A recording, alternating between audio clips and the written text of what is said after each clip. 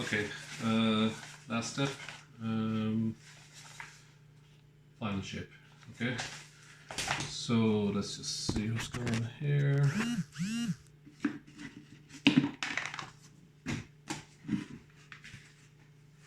And just gonna do this again. Okay, just gonna do that shaping again, stretch this out. And okay, we do this. Okay.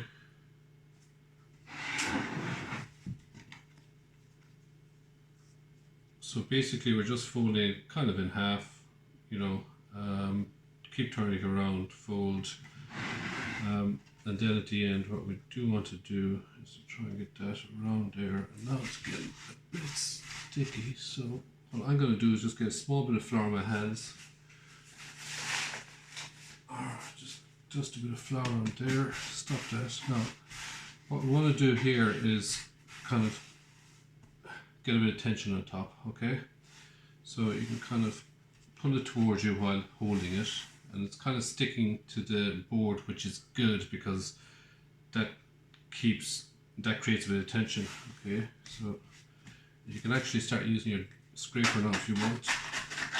I don't need to, but if you know, you can use your scraper to do it. One sec.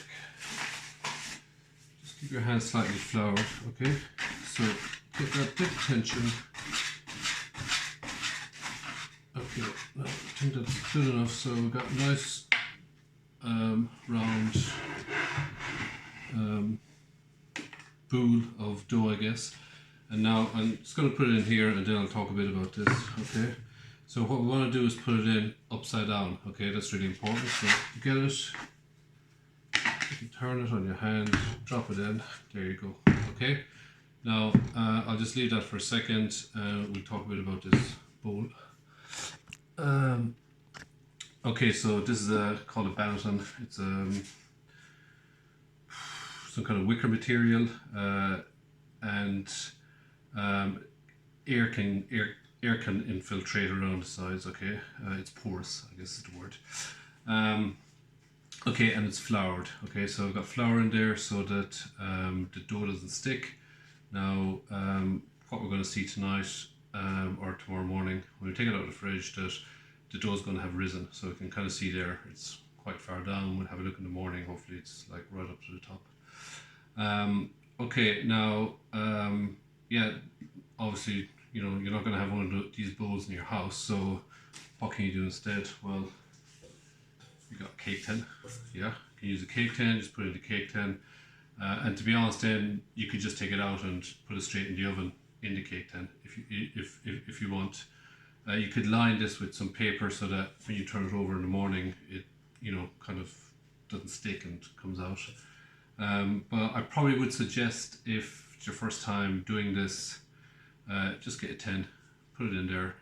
Obviously grease it up or put some non-stick grease-proof paper in there. And use that instead of the banneton, okay? But I guess that's the only other piece of equipment. You know, if you want to go and spend 10 quid, you can get one of these. Get one that's big enough to hold a kilo. I mean, this is big enough to hold 800 gram loaf. I think with a kilo it's probably slightly too small. But that's it. All the shaping is done. Cover this, really important again, cover it. We're going to put it in the fridge, okay? So it goes into the fridge, sits there, and then what you have is this kind of slow, they call it bulk fermentation. It's just basically where the yeast get to work, but because it's cold, they don't work as quickly. It happens very slowly. We can leave it in there, it's like 10 o'clock. We can leave it in there, you know, 12 hours, 8 hours, 10 hours, doesn't matter, okay? Any amount of time in the fridge is good time. The other thing you could do is you could actually just leave it out now. If it was warm enough, leave it out for 2 hours, it would have risen enough, and then you could actually bake it. So you don't need to wait all night, but I find it's much better flavor, develops overnight. Okay, so that's it. All it's left to do is to bake it, and that's going to happen in the morning. Okay.